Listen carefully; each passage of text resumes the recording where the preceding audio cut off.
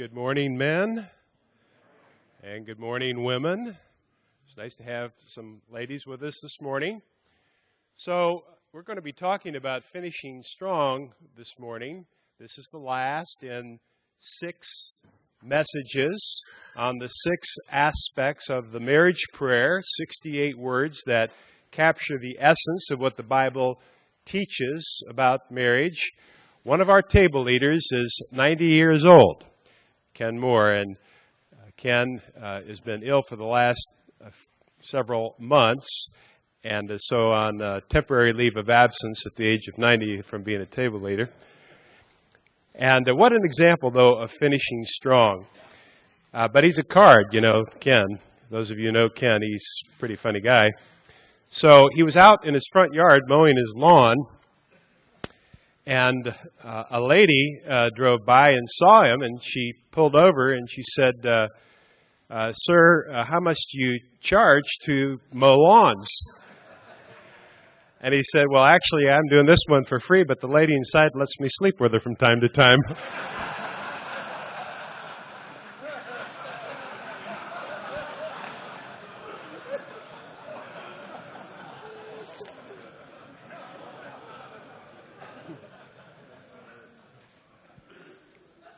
Well, the ultimate purpose of this prayer is to help us finish strong and to bring us in a closer relationship with our wives.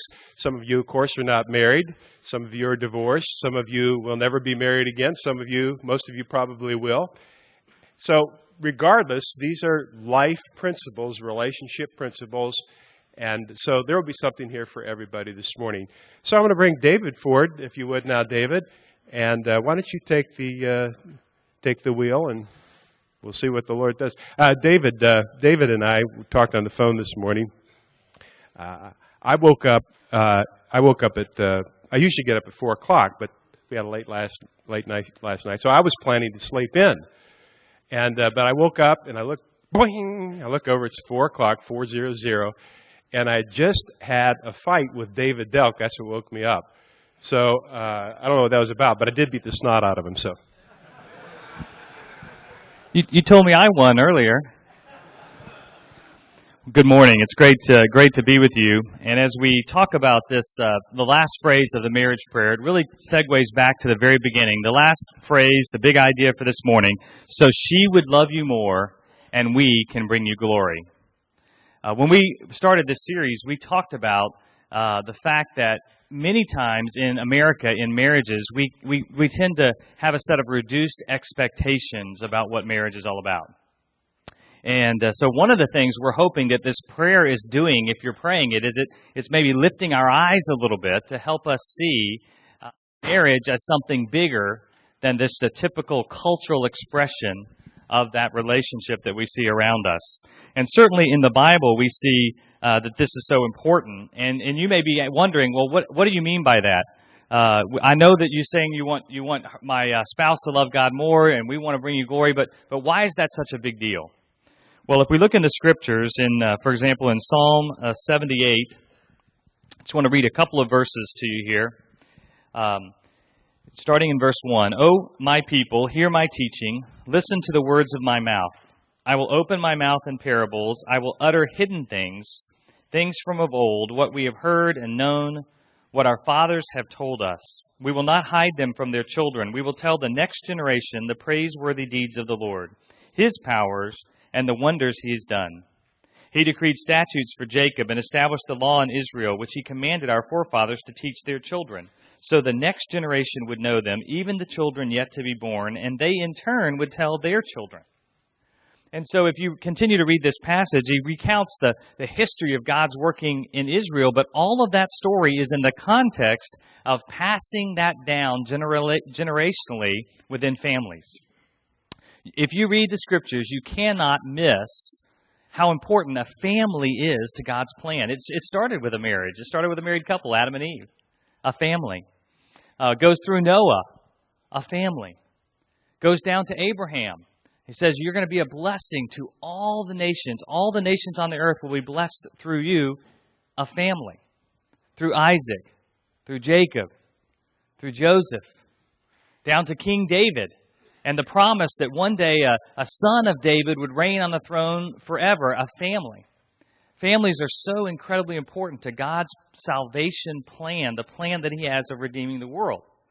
And so that alone should show us that our marriage must be about something more than just, how can I have somebody to take care of me when I'm old, or it sure is nice to have a friend that I can do things with, or it makes me more economically secure because we have two incomes, or all the things that our culture kind of values about marriage, that the Scripture says it's about so much more than that.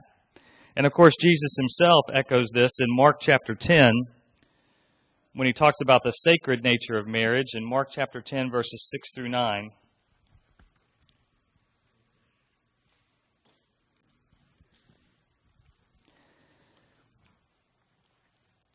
Jesus says, "At the beginning of creation, God made them male and female. For this reason, a man will leave his father and mother and be united to his wife, and the two will become one flesh. So they are no longer two, but one. Therefore, what God has joined together, let not man separate." And so Jesus is asking us to see that sacred nature, that eternal, that lifelong nature of this union that God creates in a marriage. The idea of finishing strong, of keeping that goal in front of us, to lift our eyes and see it's not just about my happiness. It's not even just about serving my wife so she's happy. It's about helping her love God more and us together bringing God glory. To have the kind of marriage that people look at and say, you know what? God's really done something in their life. God's really done something in their life. Now, it's so important that we remember how to finish strong, though, because, the enemy is out there and he's constantly trying to get us off track. And most of the ways that he's going to get you off track are not some kind of huge, overnight, momentous decision where you're going to change your personality, you're going to go out and do something crazy in one moment. It's going to be a slow, insidious process. And so I need somebody to help me out here that can give me a little bit of help with an illustration. Would you mind helping me out? I'm gonna put this in here. If you wouldn't mind, just stand right there, face me over there. Yeah, that's perfect. All right. I have some balls with me today, and so what I'm going to do is I'm going to toss these to you, and I just want you to catch them. Okay? Ready? Here we go. All right. Now, you see what that looks like? Okay, let's pick them up. Now, we're gonna do the same thing, except for this time, all I want you to do is catch this ball. Okay? This one right here, the spotted one. Okay? You ready? All right, here we go. Same exact illustration. Same thing. All I want you to do is catch that one ball. Okay, did you see the difference? What was the difference there? He was focused on one of those options. Thank you very much. And you see, what happens in our lives is we have all these things coming at us. We have our career issues, we have relationship stress, we have hobbies, we have choices for the future, we have friendships, we have church involvement, career pressures, all these different things that are coming at us. And if we're not careful, we're looking at all of them, and we're missing maybe that central goal, that central thing that God has for us. In our marriage, that goal is to help our spouse love God more and for us to bring Him glory. And if we keep our eye on this, things can remain pretty simple. But when we get off track, then things can get out of hand and out of control. And you know what? You don't notice that in the short run. That's what it's like for me. I don't notice it in the short run. We use an illustration. If you're 1 degree off on a compass heading, if you're 1 degree out of 360, 1 degree off, you go 100 yards, you're only 5 feet away from where you were trying to get to. It's no big deal. 5 feet. And so that's how a lot of us are. We're a little bit off for a short while. It's no problem.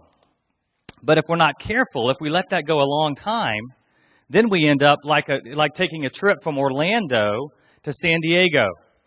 If you take a trip from Orlando to San Diego and you're 1 degree off, you're trying to get to San Diego, but where you're going to end up is in Tijuana. And if you do that, you're going to end up in 2 countries, speaking 2 languages, and you're going to be separated by border guards. Now, some of you may feel like this morning, if you're honest, that's kind of where you are in your marriage.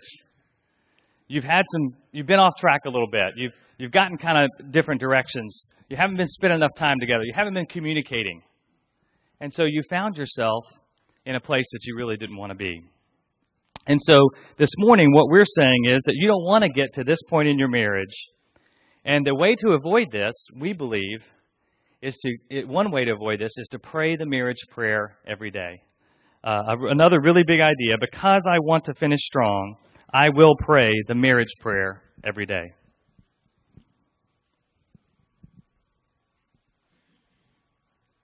Awesome. Oops. Would you pick up those balls, please? All right, if you would turn to Malachi chapter 2, verse 13. Malachi chapter 2, verse 13. And let's talk about why this matters. Why does it matter? This passage in Malachi, that's like the last book before Matthew, for those who need to know that. And verse 13 reads, another thing you do. So this is a list of complaints that the prophet is lodging against the people. Another thing you do. You flood the Lord's altar with tears. You weep and wail because he no longer pays attention to your offerings or accepts them with pleasure from your hands. So he's not answering the prayers of the people. A good cross-reference to that's 1 Peter chapter 3, verse 7. Verse 14, you ask why? It is because the Lord is acting as the witness between you and the wife of your youth, because you have broken faith with her, though she is your partner, the wife of your marriage covenant. Wow. So you ask why? Well, that's actually a pretty good start, because a lot of people are not even asking why. So that's a pretty good start, to inquire of the Lord. If your marriage is not working right, not working well, one thing to do as a starting point is to ask, well, why? And this could be one answer, is that you have broken faith with her. There may be other reasons, of course, as well, but ask the question why. And it says the wife of your youth. It's interesting to note that in the Jewish culture, it was pretty common to men to get married at the age of about 13. So they took on this responsibility at a very early age, and it was not uncommon for the women to be even younger than that. And then you have broken faith with her. What does that mean? Well, we're talking about marital unfaithfulness. Obviously, the first thing that would pop into our minds has to do with fidelity. But that's by far and away not the only way that you can be unfaithful to your wife, right? You can cheat her in many ways. And so the idea is that this man that is being addressed, or these people that are being addressed, have stopped receiving the blessing of God because they have been unfaithful to their wives. They're not finishing strong. And then it says the wife of your marriage covenant. That would be like our marriage ceremony and the vows that you take, verse 15. Has not the Lord made them one? We've spent a whole lot of time talking about oneness in this series. In flesh and spirit, they are his. And why one? Because he was seeking godly offspring. So there's an insight into what it means to be one. You're actually talking about two people. They just take two gears that have separate parts that they fit together. And a man and a woman physically, literally fit together. That's part of what it means to be one. So guard yourself, it says, in your spirit, and do not break faith with the wife of your youth. Don't be unfaithful to her. Be faithful to her. Verse 16, I hate divorce, says the Lord. I hate it. And I hate a man's covering himself with violence. This word violence should be probably taken, most likely taken, to be putting away your wife. The Old Testament practice that Moses gave permission because of the people's rebellion. He gave them permission to put away their wives. But God calls it violence. It's a violence to put away your wife, as well as his garment, says the Lord Almighty. So guard yourself in your spirit, and do not break faith. Guard yourself in your spirit and do not break faith. That's why we've got this prayer, 68 words to help you guard yourself in your spirit so that you won't break faith with your spouse. Now, in looking at this, it's pretty clear to me that God takes marital unfaithfulness very personally. God takes marital unfaithfulness very personally. It's a huge deal to him. And so what does marital faithfulness look like in action? The Seiberts.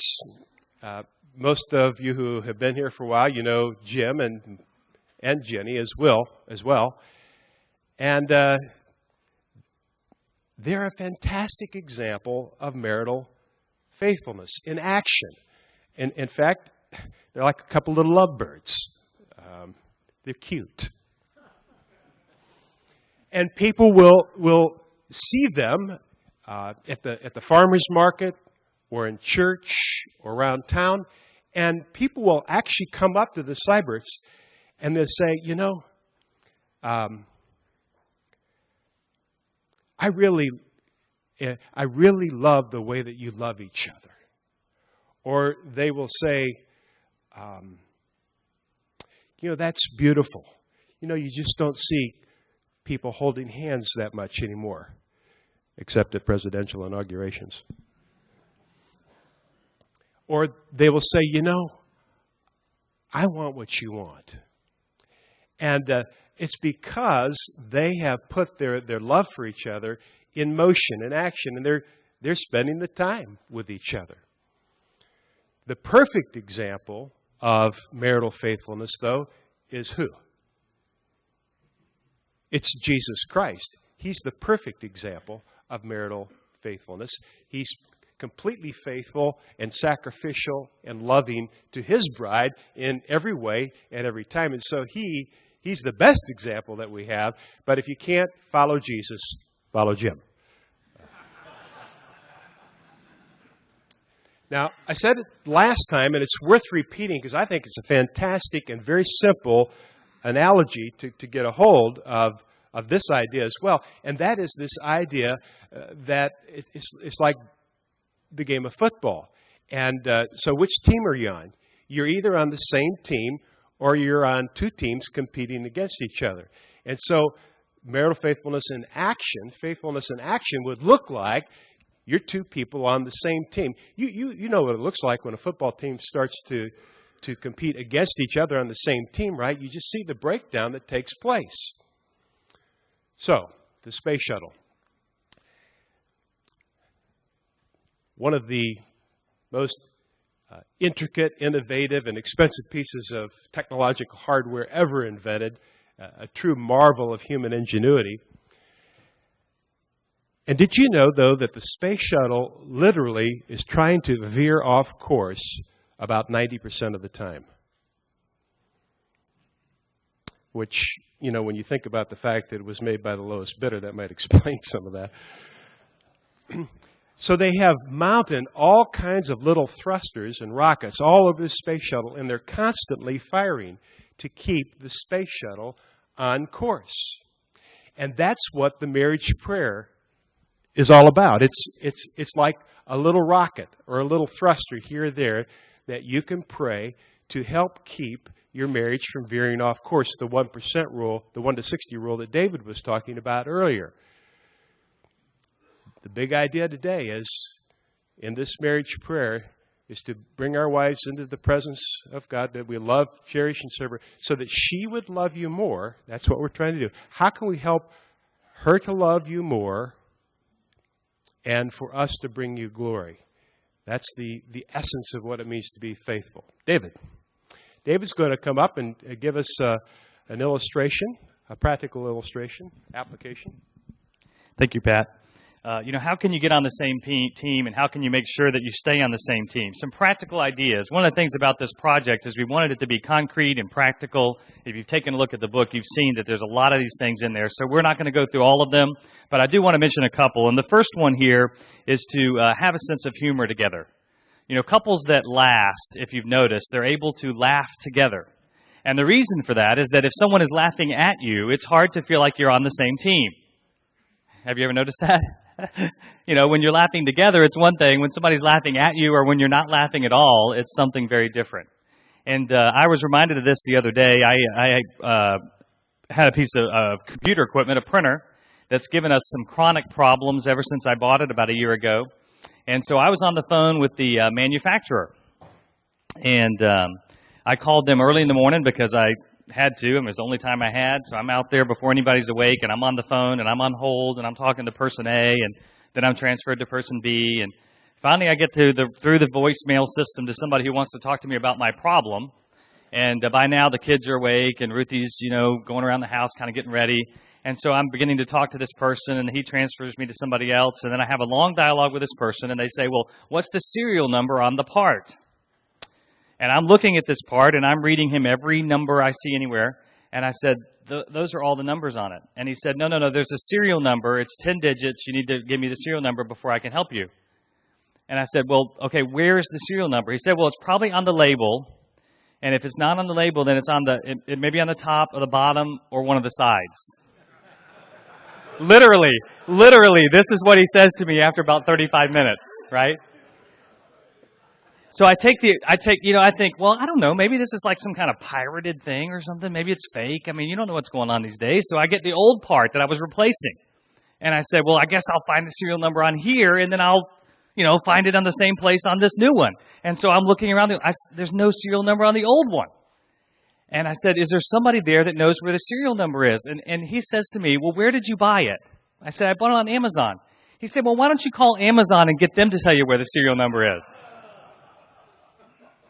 I said, you made this thing. Are you familiar with Amazon? Do you know they're an e-commerce store? Okay, they don't open products and look at them, I mean, it was unbelievable. Well, by this time, you have a choice in situations like this, right? You either get angry, right, or you choose to go a different direction. Now, at this point, Ruthie is walking around the house, and every time she looks at me, she's giggling, okay? So she was helping me to make the right choice, which is to realize how absurd this situation ended up being. And you can find humor even in things like that seem so stressful or that seem irritating. You can find humor together. And that humor is part of what lubricates our relationship. Now, some of you say, I'm just not that funny. Or maybe my spouse is not that funny. Okay? And Pat and I have talked to many of you. We know that's true. Okay? So here's what you want to do, right? You want to find a funny friend. All right, don't bother Ken. He's not feeling that good. But you want to find a funny friend. You want to call him up and you say, look, I was at a Bible study. They said that my wife and I, we need to laugh more. We think you're funny. Can we come over for dinner? Okay? That's all you need to do. And it'll help bring humor back into your life. Okay. Or you can come to the Man in the Mirror Bible study and listen to David Delk. That's funny. So, the other application I'll mention is just the idea of being intentional and it really focusing around this prayer, the marriage prayer. I just really want to encourage you to keep praying this marriage prayer. The reason for it is that really we don't need to tell you to do anything. You don't need to tell yourself to do anything. You don't really need to make a long list. If you will bring yourself into the real presence of Jesus, He will show you what you need to do by praying the prayer. And so this is a grace-based approach, not some sort of a list of rules or regulations that you need to follow. And, I've mentioned a number of illustrations about how this has been working in my life. And two, just being intentional, praying the prayer. My wife, she gives me these lists. Everybody's got their every wife has their way of giving out lists. My wife uses Post-its. And she has tracked my routes around the house. And so I'm liable to find a Post-it almost anywhere about something little chore that she would like me to do. And like a lot of guys, I just kind of, recoil against having somebody, tell me what to do. And so the little passive aggressive behavior, you say, well, you tell her, well, I'm really, really busy, a very important project right now, and so you put it off. And so I've done that for a lot of years. But since praying the marriage prayer, my heart has been transformed. And this thought came to my mind a few weeks ago. And that is, I'm going to end up doing these chores anyway. Why not make a deposit into my wife's emotional bank account and just pick up the Post-it as soon as I see it and go do it? So I've started doing that. And it's fantastic. First of all, it makes me feel good about me. Second, it makes her feel good about me. Together, it makes us feel good about what the Lord is doing in our marriage. Day before yesterday, I'm sitting upstairs in my office, which is over the garage. Patsy comes in. I hear the door. And so I find these words. Sometimes she has groceries or packages, and she'll ask me if I can help her with the groceries or something like that. So I just hear the door. I hear her come in the house, and I yell down, "Is there anything I can help you with?" I'm thinking, where did that come from? Who said that? And then I realized it was the marriage prayer. It was the marriage prayer. So, practical idea, number one, be intentional here. Pray the marriage prayer so she would love you more and we can bring you glory. That's the big idea today. So let's pray it together. And women, if you want to pray this also, if you'll just substitute where it says her, substitute him, and so forth. And why don't we close this out by praying this prayer together. Let me encourage you to be praying this prayer on a daily basis. Give this marriage prayer to your friends. You can go to themarriageprayer.org, and you can download these prayers. You can buy little cards, the cards we've given you. You might want to take a group in your neighborhood or your church through these videos or through the book. Maybe form a small group. Invest into the marriages of people that you know. Use this prayer, the one we're going to pray together now, and this will be our closing. And after we're done, what I'm going to ask you to do is I'll give you instructions after we're done. Father, I said, till death do us part, I want to mean it. Help me love you more than her, and her more than anyone or anything else. Help me bring her into your presence today.